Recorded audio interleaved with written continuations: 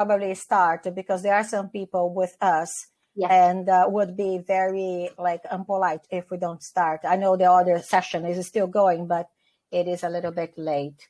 So I think we should, with snow, with rain, or with sun, absolutely amazing. We are in 3 different places, and this platforms can just join us. And I hope Federico can come and join. So I welcome everybody here. I am really happy to be moderating this panel, and even happier to have 2 women as entrepreneurs to be presented today. It is really something to be proud of as a woman and as a person that entrepreneur some years ago. So I have here Michelle Hua. May I say like this? Perfect. Yeah. And I have also Gabriela Lemon. Both are all going to talk to us today about their situation on visas, how they got their visas. I am an immigration lawyer also, so if you get to ask questions, we will try to answer you either technically or with their experience, because nothing better to tell how things happened than people that lived with that. So I would like to start asking both of you, one per time, of course, if you can give me your view, how this idea started, like how your business started, and the idea of having the business coming and developing in the UK, please. You go ahead, Gabriela. Okay. Well, my business started in a very natural, organic way. I became interested in languages at a very young age, and then I got a bachelor's degree as a translator. And languages bring you internationally in no time. I mean, it's about this specifically. So I think it was 2014, the first time I already had a business. I set it up in 2006 in Argentina, translation company. It became a company even before I knew it was a company. And then 2014, we were approached by UKTI then, and now with the IT, just an invitation to, well, just check out maybe bringing the business to the UK. And we continued talking and did a few trade missions to London. And well, eventually in 2019, I set up a business. And in 2020, I realized found me in the UK, and I was unable to return to Argentina from a 1-week trip for about 8 months. So that I thought that was a sign. So I decided to start the application process for my visa, and which I originally got introduced to in 2019, but it was too early then. They didn't start using them until later in the year. So 2020 was the year, and that's how I decided to do it. That was then. Wow. And can I just ask you one question? Who was the body that endorsed you? It's DRS Business Solutions. DRS Business Solutions. Yeah. And Michelle, how did you start with your idea, please? Okay, so I was actually in my previous job, which was a lawyer from Australia, and I worked remotely in Manchester for a year. And during that time, I got bitten by the entrepreneurial bug, and I traveled to Prague in the snow, and I developed an idea of heated gloves, because it was minus 20 degrees and I was in a 6-hour walking tour. So when I got back to the UK, I decided to research heated gloves, and I couldn't find any that were slimline and fashionable for women. And I decided to embark on my entrepreneurial journey, quit my job as a lawyer, and that was really scary. Got an entrepreneur's visa, which is now called the Innovators Visa.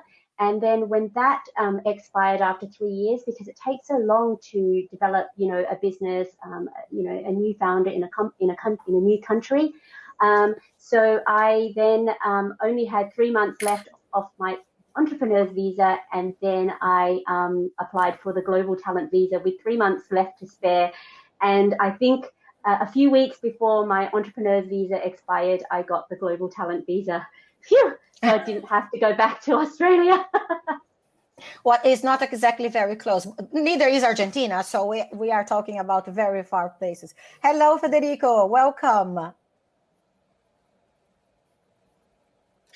Hi, Victoria. How are you? Great, great. We are happy to see you here. I hope you are also having like a good day, because we were talking. Yes, we can hear you. We have a little bit of a delay, but we can hear you. Are you in Argentina right now, or are you here in the UK? Okay.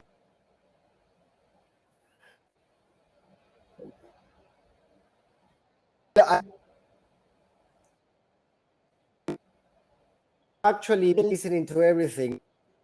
Get in. I just take it. No problem. No problem. And then and now I. Perfect. Here I could see that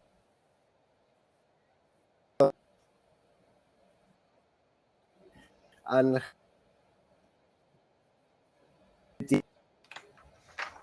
to apply for. Perfect. Michelle, can I ask you one more question before we jump to a second one? You mentioned that you changed your visa then to a global talent visa, correct? Yes. What made you go to the global talent visa instead of going to an innovator visa, for example? At that time, the innovator's visa hadn't come into effect yet. So I was able to renew my entrepreneur's visa if I met the strict criteria. And at that time, I couldn't employ. I think there were two full-time staff members. Yes. You had to invest quite a significant amount of money within the 3 years. So I needed a little bit more time. So that was the reason why I had to switch. Otherwise, I couldn't renew my entrepreneur's visa.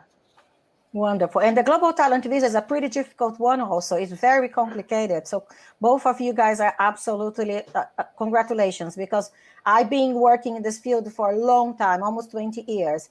And the innovator visa has absolutely like an aura of difficult visa, where you don't find anyone that endorse, and the global talent also. So congratulations, you both. We lost Thank Federico. you. He's probably back in a minute here. So I would like to continue asking these questions, because I think people are both very curious about that. Did you use anybody to support you with your application? Did you do by yourselves, or did you have the DIT supporting you guys? How did this happen? For me, because sorry, do you want me to go? No, go ahead. Thank you. For me, because the Global Talent Visa was such a new visa when it came out, I think I was one of the top 50 that received it.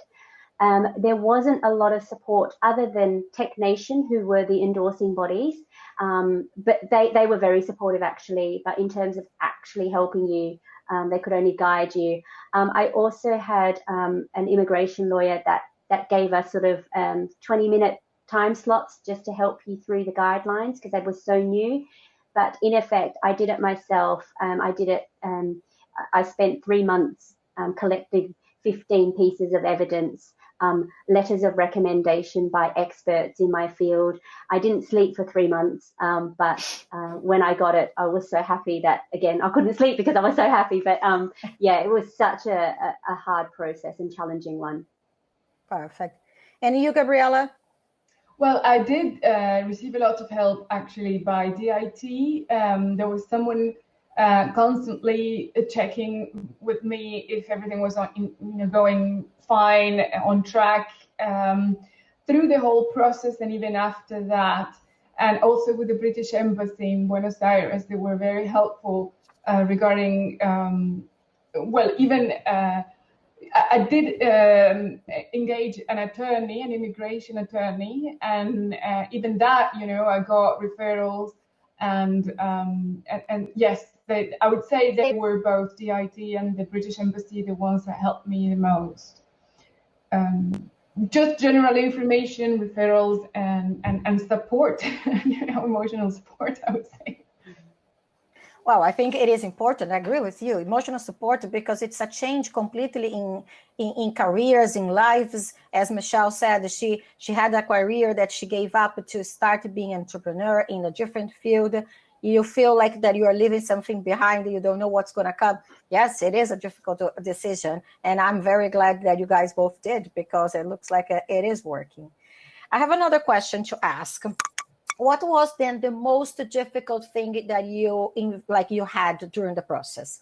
So it was like anything in relation to the business, in relation to the visa? Is anything that you are living right now because of the pandemic? What is the most difficult thing that is or happened or is happening to you guys? To me, there were two things. Well, the wait is really stressful, especially because I started it in April. It took 4 months exactly for me to get my residence card. And I felt it was forever, but it was just 4 months, which is in itself already an accomplishment. I think now, they scare you a lot. People, when you talk to people, it gets scary. They say, "Oh, you'll never." I don't know anyone who's done it. Oh, you should consider an alternative, and that wasn't really necessary, and it wasn't the case with me. Through the process, it was slightly challenging for me to show the innovation part in languages, because languages tend to be perceived as dead, which is exactly the opposite. They're just invisible. That's the only problem with languages. But they evolve as much as, even the most technological companies, the most advanced companies are working on languages at some point, including natural language processing and neural networks and all of it. The thing is, my point was to make it visible. That was, I would say, the only challenge, how to put that on the business plan, how to let that message come across. However, on the personal side, yes, I'm in the process of going through a custody case in Argentina, which is why I'm back in Argentina, to be allowed to bring my son with me to the UK. And it's taking too long, unfortunately, and COVID isn't helping. As you know, this is the winter in South America, so it's like the worst part of another wave of COVID, and that's making it absolutely too long. That's, to me, the most challenging part is outside of the visa process. It's the family part. Okay. And you said that you are in this custody process that is already going on, Gabriela. Oh, yes. I came back in October as soon as Argentina opened their airports and allowed people back in, and filed the case in December. And we had one hearing, and I'm waiting on experts to be appointed to carry out assessments, and that's taking really a long time. I understand. And again, DIT has been helpful, making sure that they are aware of this process. It's not like I'm here because I want to. I'm working on the business, which is one of the requirements as well. For the visa, you have milestones to meet every 6 months. You get assessment meetings. So I'm working remotely, pretty much like everyone else until very recently in the UK. But yeah, family and these external challenges have been. I would say being more difficult to overcome than the actual process of the visa. Perfect. And Michelle, what do you think that was the most challenging thing for you, please? Gabriela did mention time. So because my current visa was expiring, I was under a lot of pressure to make sure I submitted well ahead of time, because the decision process for the Global Talent Visa for stage 1 endorsement, and that's not even the visa, you have to get endorsed first, then you can apply for the visa. So the stage 1 endorsement process for TechNation is up to 8 weeks. When I applied, though, I was able to go through a fast track option, because at that time they allowed you to fast track for, if you met certain criteria. And for me, it was being based in the north of England. They don't have that anymore, but even then, that was 21 working days. But again, still my visa was expiring. So, and then once they made the decision, then I had to apply for my visa. So it's going through that bureaucratic, kind of home office process. So time was a major factor for me. Another thing was applying for this global talent visa, or the endorsement process, requires you to ask a lot of experts and gather a lot of documents. So in doing that again takes a lot of time and a lot of pressure for you as well. And also doing that alongside your full-time job, your startup. So it's balancing working out that as well as working on your startup as well. So that's something that is challenging.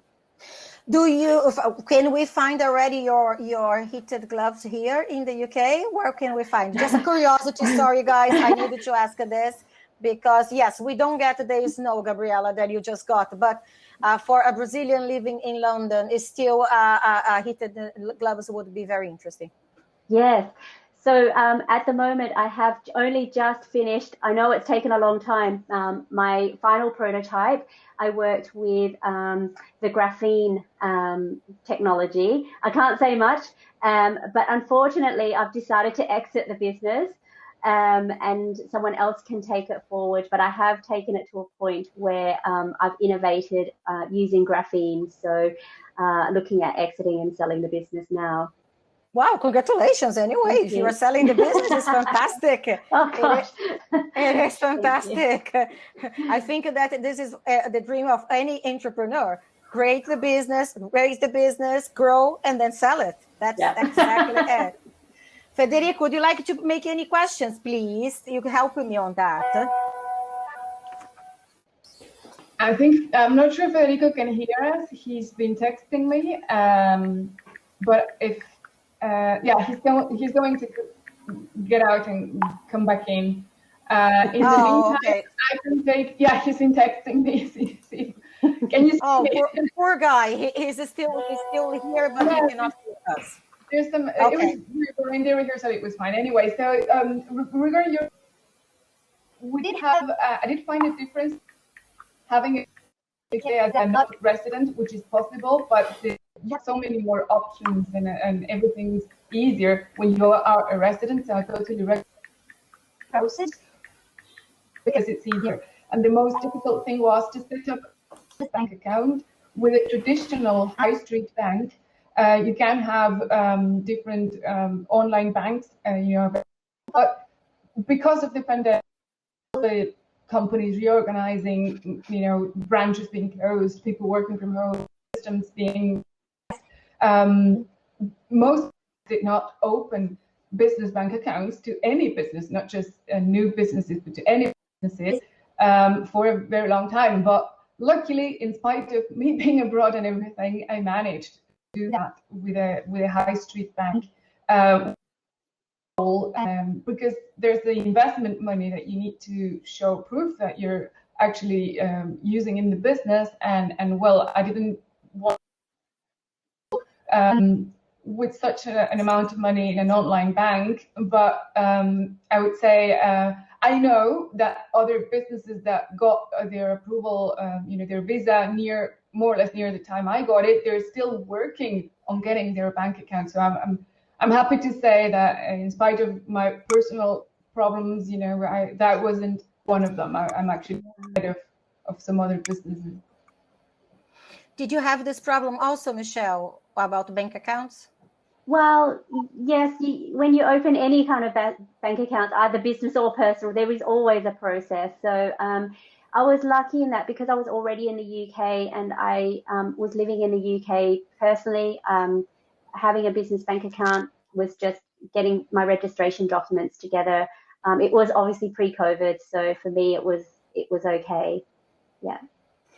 Well, my experience with my clients that are, I would say, 80% from Portuguese or Spanish background, so Latin America, Portugal, and Spain, they are always with the same problem as you have, Gabriela. It is like even people that before Brexit, they had European passports, they would have the same problem. So was not anything particular to you. And I had companies I had companies, one specific case that we had that was absolutely crazy. We had one story that was not even dealt by me, okay? But I can tell the story here to people to see. One of the largest companies in the world that deals with beauty products is called Natura. I don't know if you guys heard about it. They are the owners of Aesop's also and Body Shop. So they are nowadays one of the largest ones competing with L'Oreal or this like kind of companies. And when they came to UK a few years ago, they already purchased like Body Shop. They were already the owners of Aesop's, that is Australian, and I love it, the brand, and Body Shop. And they had problems opening the bank account here. So this proves that it doesn't matter the size of your business. This proves that it doesn't matter where are you from. It is about the banks understanding your business and trusting and also seeing what they call the ultimate beneficiary who is behind it to make sure that there is no money laundering, etc., etc. So it is not something that's only for small companies. But yes, for small companies maybe affect more because you need the bank account to receive your payments. And the big companies may be having another place already. There was one thing though, and it is before becoming a resident, which is when you get your visa and your BRP, which is the there's no way you can open even a personal account in a bank. All you can do is work with some of the banks. But after you become a resident, that changes completely. So that was a huge difference before and after becoming a resident. Yeah, but the companies, like the business accounts, are the most difficult ones. That's true. What you say, yeah, it's absolutely true for businesses. That's correct. And I was just unlucky to be trying to do all this in the pandemic, in the middle of a pandemic, but and that had an impact as well. But yes, I mean, if you were to run a business or a business in the UK, I would suggest that you go through a visa application process, because otherwise you'll be very limited and even more limited with the things you can do. Some people think, and it's true, you can have a company in the UK without needing to live here, or you need to have a visa living here. You can be in Brazil or in Colombia or in Argentina or in Mexico or in any part of the world, Australia, and have a company here, being the shareholder. But if you don't have a director living here responsible for the account, the banks will not open the bank account. Exactly. And then it is not about the law. I keep saying, like, the law says you can have the bank account, but if the banks say, no, you're not going to open the bank account with me, there's no point. That's been my experience. Yeah. I agree with you. And are you anyone of you thinking or if in the like reaching the 5 years to settle in the UK, or this is a plan that is too far and I'm just going completely like nuts asking this question? Well, I am definitely interested in. Sorry, Michelle. I am interested in permanently, which is why I'm trying to bring my son with me. In the past, I used to travel a lot back and forth, and that's not working anymore. With COVID and red lists, it just doesn't work. So yes, yeah, that's the idea. The plan is, if after the first 3 years, if I meet all the, there's a number of milestones you have to meet. So if you meet, you can get permanent residence status. And after you've spent 5 years in the country, you can apply for citizenship. With the innovative visa, if you don't meet all of the requirements for permanent residence, you can apply for an extension for another 3 years, basically. But that's up to your endorsement body to support you. If they believe that, well, there were external factors, let's say the pandemic, affecting your ability to meet the milestones, it'll be up to them basically to support you on this or not. So, well, I'm aiming for the full process. So I hope I can meet my milestones and then become a permanent resident and a citizen. Perfect. Michelle? quite luckily, right before COVID, I was able to apply for an indefinite leave to remain after 3 years. This is because with the Global Talent Visa, I was endorsed with exceptional talent. And when you're endorsed with exceptional talent, it means that after 3 years, you can apply for indefinite leave to remain, and then you can apply for British citizenship. So I've completed my immigration journey, and I am a British citizen. So I'm so happy that it's finished. It's such a relief, and the only thing you have to provide is that you have worked in the tech sector, because that's what the visa is for, because it's a global talent visa in digital technologies. And then that you have to show that you have been paid and working in that sector. So if you're a founder, you need to show that your business has made money. Otherwise, if you are an employee for a company, you show your pay slips, and that you confirm that you've worked in the tech sector. Because I'm Australian, I didn't need to provide anything else like English language requirement tests or anything. Mine was a pretty much straightforward process. But you did have to do the Life in the UK test. Oh, yes, I forgot about that. That was another stress. I spent a month studying for it, and I got it in the first time, which is luckily. But you can apply for the Life in UK test anytime. I don't think it has an expiry date. So long as you keep your certificate that you have passed, yes.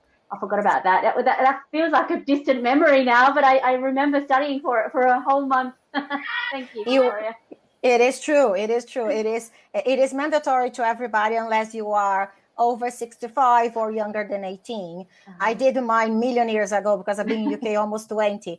And I remember the book was thin, and the book is growing every year. So every time that you get a new edition, you get more and more questions that are absolutely, I would say, it's interesting because I like history, I like politics, etc. But there are many questions that I can guarantee that most of the people have no idea about the answers. But you memorize, you pass the test, and that's it. So congratulations, Michelle. Thank you. I think British people didn't even know, because I was bringing the book to my hairdresser because I was studying for it, and they didn't know the answer either. No, I agree with you. They don't know the answer either, because there are some questions there that are absolutely out of this planet.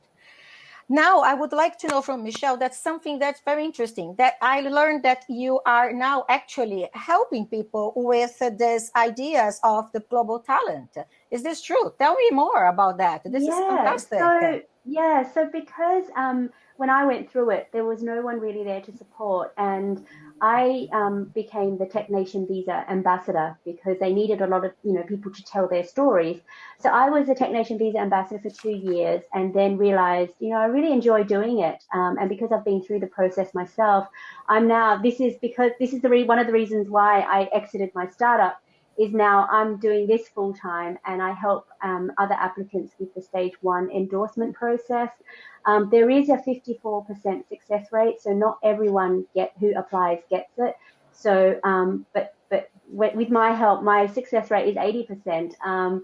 Because I've been through that process, I know what the assessors want. I've been in the tech industry for the last 7 years. And I love it. It's my passion now. And it also kind of takes me back to my legal days, where we advocate for people, and that's what I love about it. All the stars kind of aligned for me to start my new career, and that is I'm coaching people throughout the stage 1 process. That is fantastic. Definitely, I'm going to contact you about this, because that's what I do, but not coaching anyone. I don't coach anyone. I have absolutely no capacity of coaching people on this, okay? I only do the legal part of it. And it's amazing that you left the legal to go back something very close to legal again. Yeah. So you couldn't get rid of the legal in your life. No, I think once you're trained as a lawyer, you can never leave it. It's something that it's a karma in our lives. I think. Federico, can you hear us? Yes, I can hear you. Finally. We want you to give us questions also. We are here having like a girls' club, but we need you to participate also. A pleasure to be here. Thank you very much. Would you like to make some questions to Gabriela, to Michelle? If I can help also, please let me know. Sorry, I can't. We've lost him again. Oh no, I can't lose him again. I know there are some people participating, and I'm asking them to see if they can send us questions here in the section. But and Juan Camilo has written that also, but I don't see questions coming. So please, if anybody has questions, you can even ask questions to Federico or me. It's not a problem. We are both also available to reply if you need any information. Okay. Let me just see. Federico, are you with us? He's frozen. Maybe he can turn off his video and he can just talk. Federico, are you there?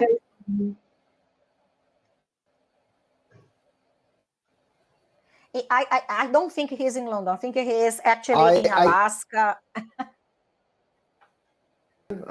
So just take your video, because my video is getting too heavy, and just participate with us just with your voice, because I think it's your video.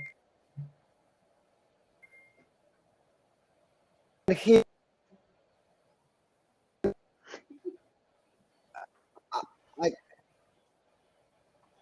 you.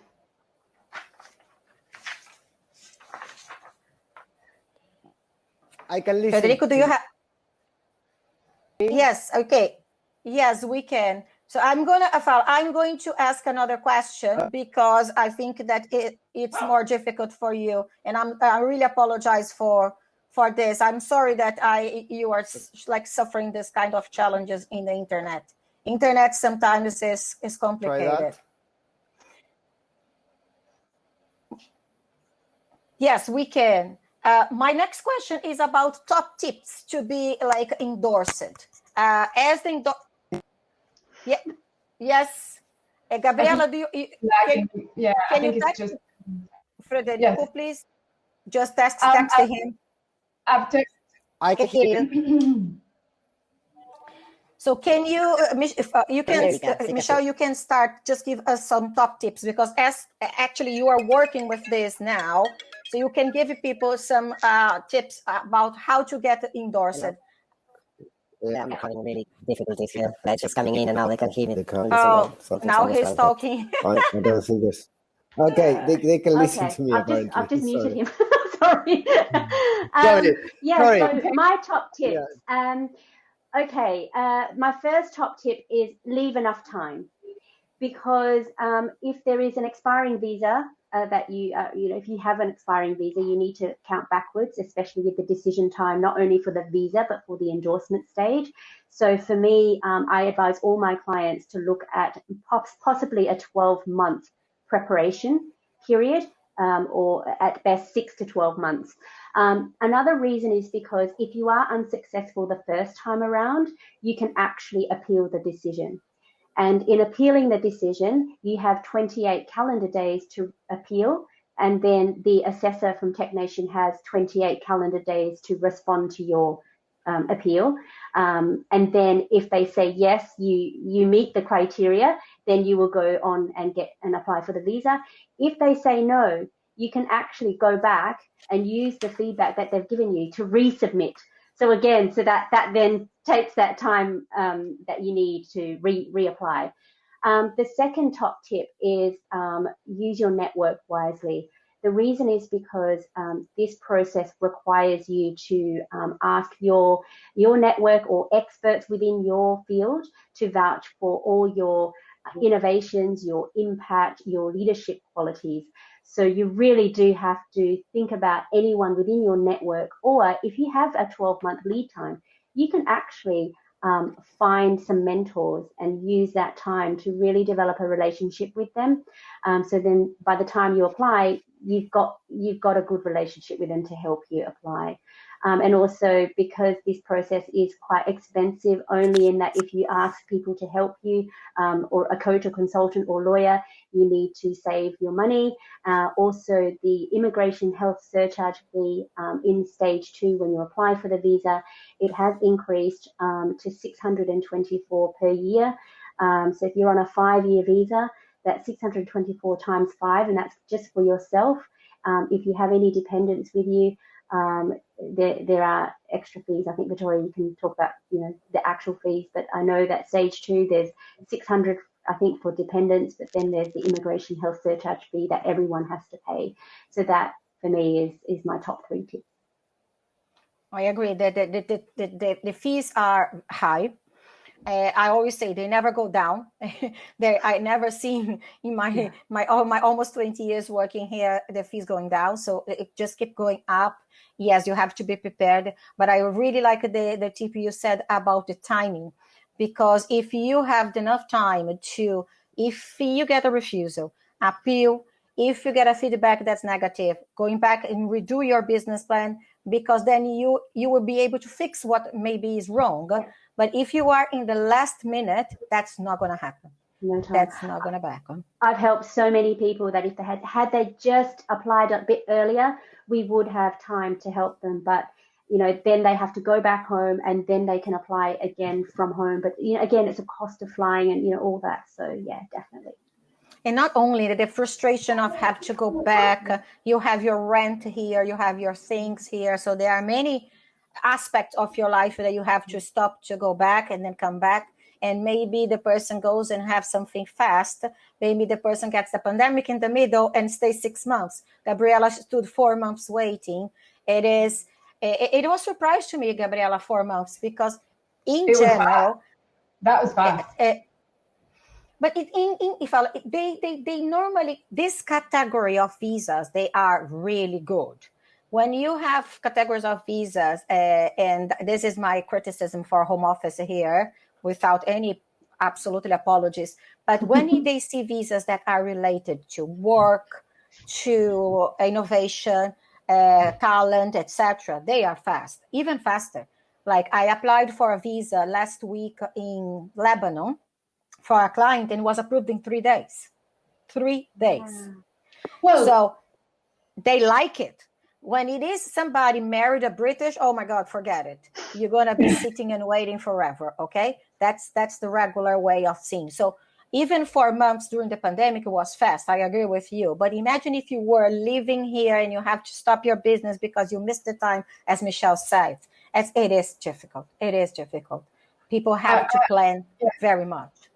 I do have a few tips about that, because the 4 months, it wasn't since the application started. It was since I started, as I realized Argentina said, well, fine, our airports are closed. We don't know when we're flying in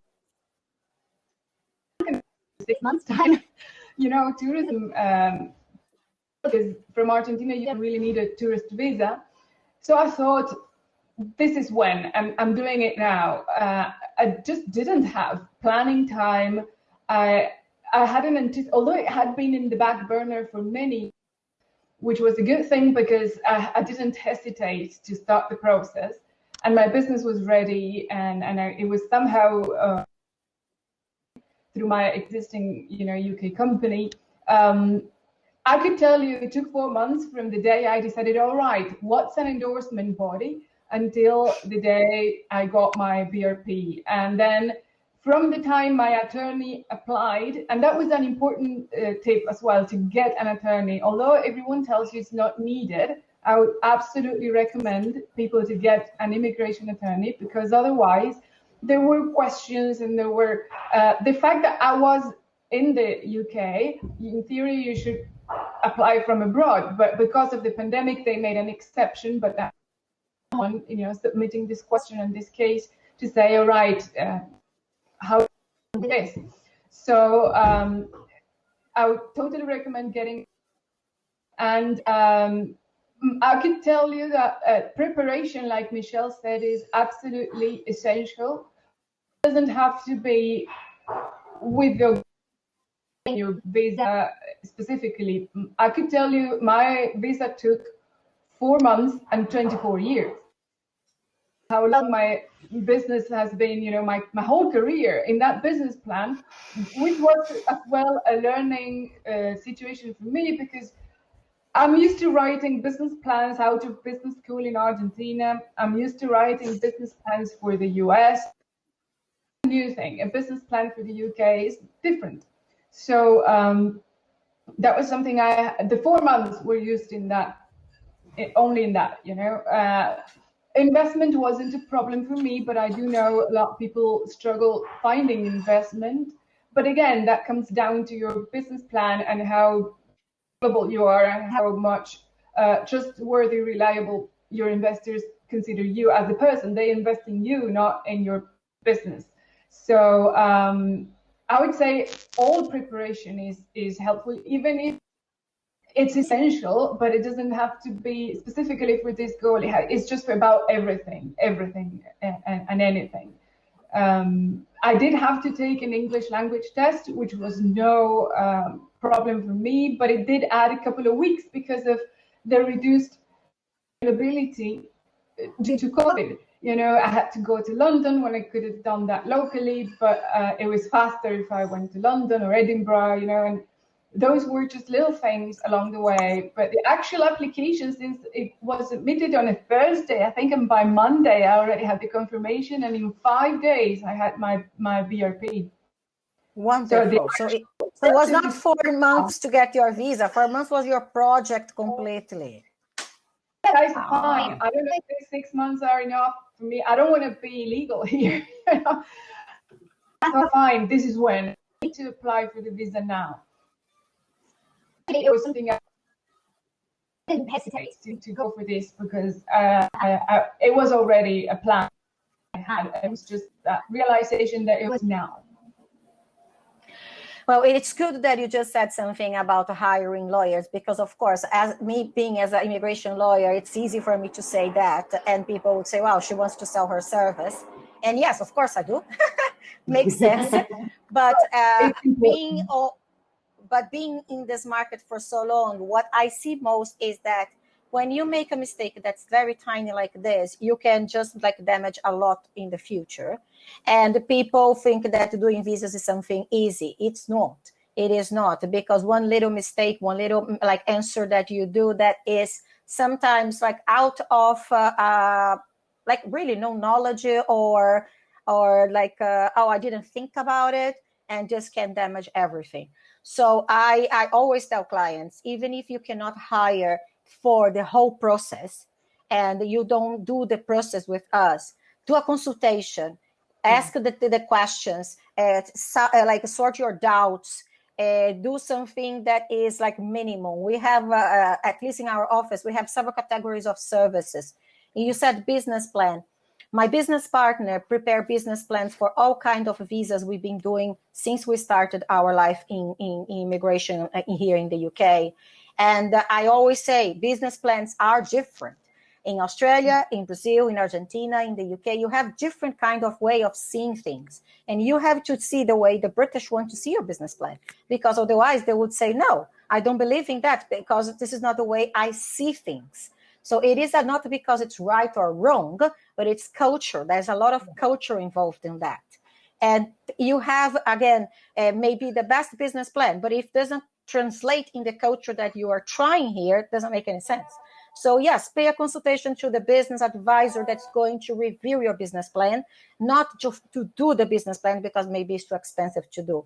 So there are way out that you don't spend so much money, but you make sure your application is correct, your business plan is correct, and you're not going to have problems.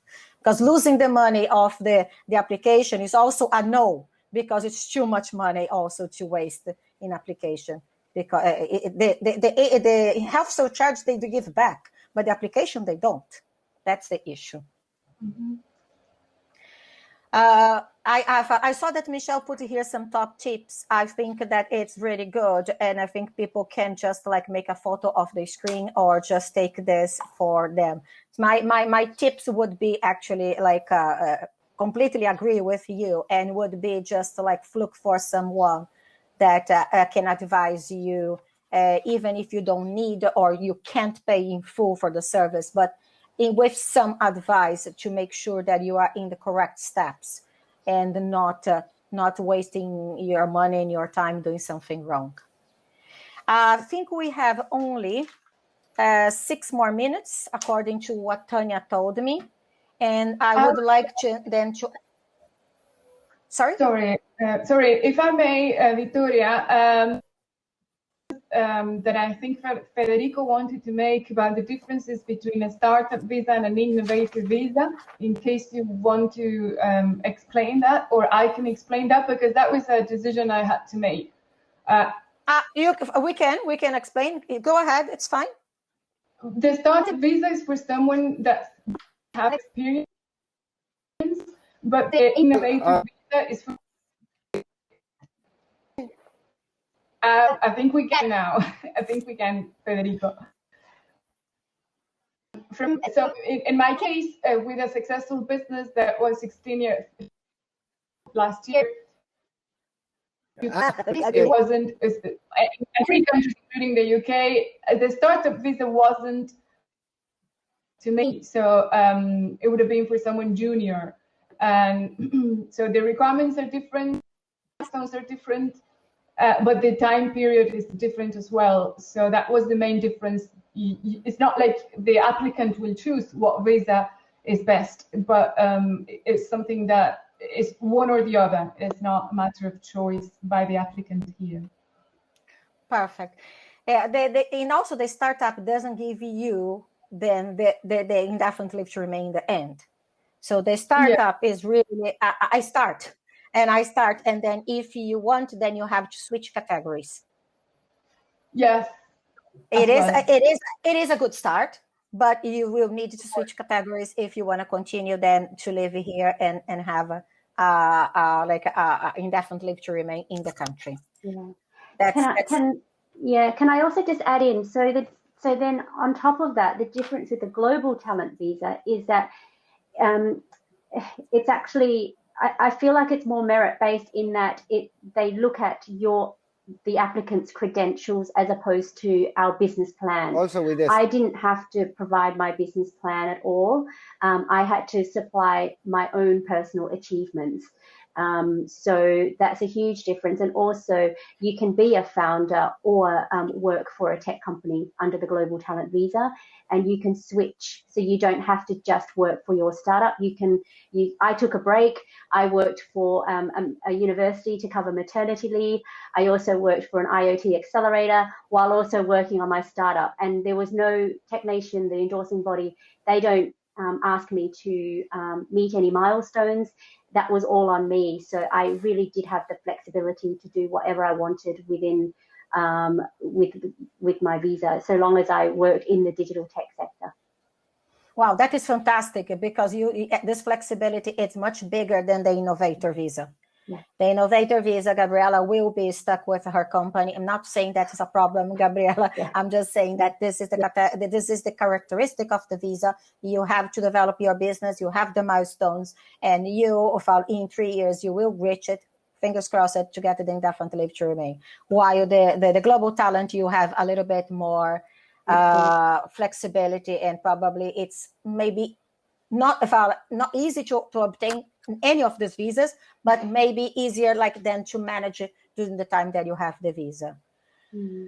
I would like to ask, so then you both to give your final advice, final words, because then we will be finishing on time at 4:20, please.